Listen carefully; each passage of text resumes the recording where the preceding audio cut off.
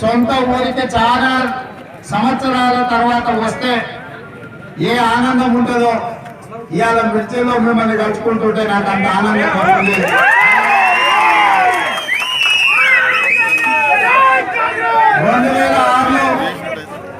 2006లో మొట్టమొదటిసారి ఈ మండలంలో జడ్పీటీసీ ఎన్నికలలో స్వతంత్ర అభ్యర్థిగా నిలబడి ఆనాడు మీరు ఎంతో అభిమానించి ఒకవేళ ఆనాడు గెలిస్తే జిల్లా పరిషత్ చైర్మన్ అవ్వగలిగిన నాయకుడు, 20 సంవత్సరాలు బ్లాక్ కాంగ్రెస్ ప్రెసిడెంట్ గా, సర్పంచ్ గా, సింగిల్ విండో చైర్మన్ గా వివిధ హోదాలు చేసిన మా మిత్రుడు రబ్బాని గారిని కాదని నన్ను ఆదరించి గెలిపించుకున్నారు. ఈ మొక్క మిడ్జిల్ మండలం నాటిన మొక్క.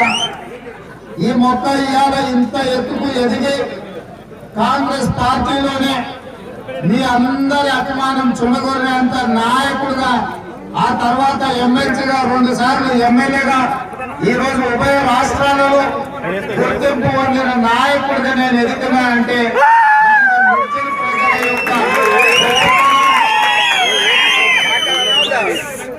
మిర్చిల్ ప్రజలు తమ గుండెల్లో పెట్టుకొని చూసుకున్నందుకే ఇవాళ రాష్ట్ర స్థాయిలో నాకు ఈ గుర్తింపు గౌరవం వచ్చింది. నేను ఎంత ఎత్తుకు ఎదిగినా, ఢిల్లీకి రాజైనా తల్లికి బిడ్డలే అన్నట్టుగా ఇవాళ నేను ఏ స్థాయికి ఎదిగినా కూడా అది మిర్చిల్ ప్రజల యొక్క భిక్ష దయ, మీ అభిమానం అని చెప్పక తప్పదు.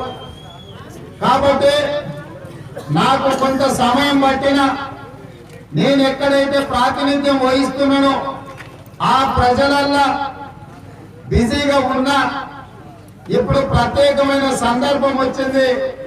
నిజంగా మిర్చిల్ ప్రజల యొక్క రుణం తీర్చుకునే అవకాశం నాకు వచ్చింది కాబట్టి ఇవాళ మళ్ళా మీ దగ్గరకు వచ్చిన.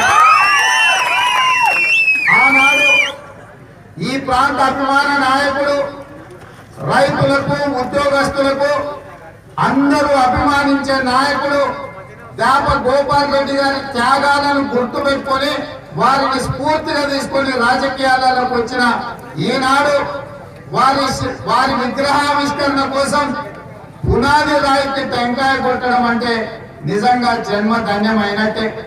ఈనాడు జ్యోతిరావు పూలే గారికి, దాప గోపాల్ రెడ్డి గారి విగ్రహానికి పునాది రాయి వేయడం జరిగింది.